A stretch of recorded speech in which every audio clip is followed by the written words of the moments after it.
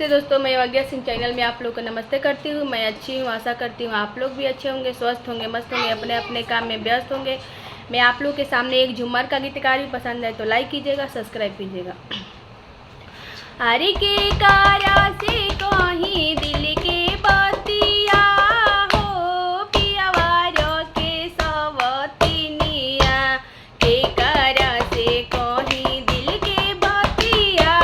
हो, पियावार के सवतिनिया नैहरा में रहती त मम्मी से कहती, नैहरा में रहीती त मम्मी से कहती, ससुरा में ससुई सढ़िनिया हो, पियावार के सवतिनिया,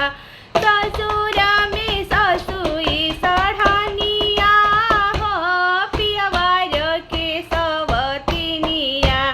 एकरा से कहीं दिल के बतिया हो, पियावार के सवतिनिया नैहरा में रहती त भाभी से कहती, नैहरा में रहती त भाभी से कहती,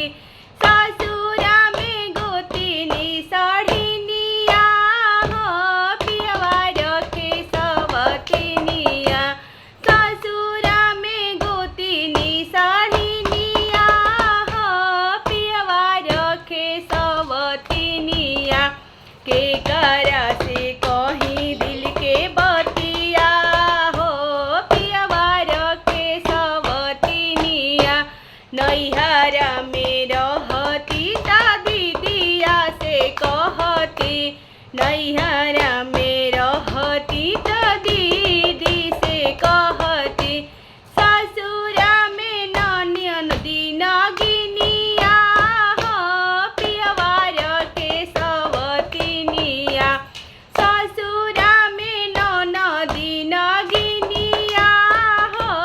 पियावार के सवतिनिया के करा से कहीं